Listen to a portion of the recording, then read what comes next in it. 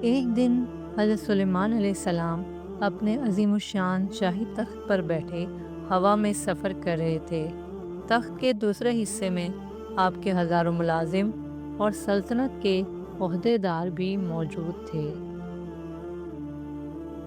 تمام جن تخت کے گرد ادب سے کھڑے تھے۔ فضا میں اڑنے والے پرندے تخت پر اپنے پروں سے سایہ کیے آ رہے تھے۔ ہوا نے ان کے تخت کو زمین پر اتارا جہاں چیونٹیوں کی بستی تھی۔ تخت سلیمانی دیکھ کر چیونٹیاں خوفزدہ ہو گئیں۔ چیونٹیوں کے سردار نے تمام چیونٹیوں سے کہا کہ سب اپنے اپنے گھروں میں گھس جاؤ، کہیں سلیمان کا لشکر بے خبری میں تمہیں پیس نہ ڈالے۔ اللہ تعالیٰ کے فضل سے حضرت سلیمان علیہ السلام ہر جاندار کی بولی سمجھتے تھے۔ چیونٹی کی بات سن کر حضرت سلیمان علیہ السلام مسکرانے لگے اور انہوں نے سردار چیونٹی کو اپنے ہاتھ پر رکھ لیا اور پوچھا، اے چیونٹی، تم نے اپنے لشکر سے کیوں کہا کہ سلیمان آتا ہے؟ تم اپنے اپنے غاروں میں گھس جاؤ۔ تم نے اس سے پہلے میرا کیا ظلم دیکھا ہے؟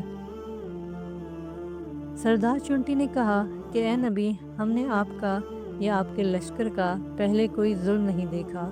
ہم نے احتیاط کے طور پر ایسا کیا ہے کہ کہیں گھوڑوں کی ٹاپوں تلے چیونٹیاں کچلی نہ جائیں۔ حضرت سلیمان علیہ السلام نے پوچھا، کیا تم اپنی چیونٹیوں پر ایسے ہی شفقتیں کیا کرتی ہو؟ چیونٹی نے جواب دیا، ہاں، چونکہ خدا پاک نے مجھے ان کا بادشاہ بنایا ہے تو میرا فرض ہے کہ میں ان کی سلامتی کا خیال رکھوں۔ حضرت سلیمان علیہ السلام نے پوچھا، تمہارے ساتھ کتنی چیونٹیاں رہتی ہیں؟ جواب دیا کہ 40,000۔ حضرت سلیمان علیہ السلام نے پوچھا، تمہاری بادشاہی بہتر ہے یا میری؟ چیونٹیوں کے سردار نے کہا کہ میری بادشاہی بہتر ہے، کیونکہ تمہارے تخت کو ہوا اڑاتی ہے۔ یہ کتنا بڑا تکلف ہے۔ حضرت سلیمان علیہ السلام نے مسکرا کر پوچھا، تمہیں یہ عقل کس نے سکھائی؟ چیونٹی سردار نے کہا کہ جس اللہ نے تمہیں عقل عطا فرمائی اسی نے ہمیں عقل سے نوازا ہے۔ حضرت سلیمان علیہ السلام نے فرمایا، تو بڑی دانا اور عقل مند ہے۔ سردار چیونٹی نے کہا کہ تم بھی اپنی رعایا کی نگرانی کرو اور اپنے عدل و انصاف سے رعیت کو خوش رکھو، ظالم سے مظلوم کا حق دلاؤ۔ میں تو بیچاری ضعیف اور مظلوم ہوں، پھر بھی اپنی رعایا کی ہر روز خبر لیتی ہوں۔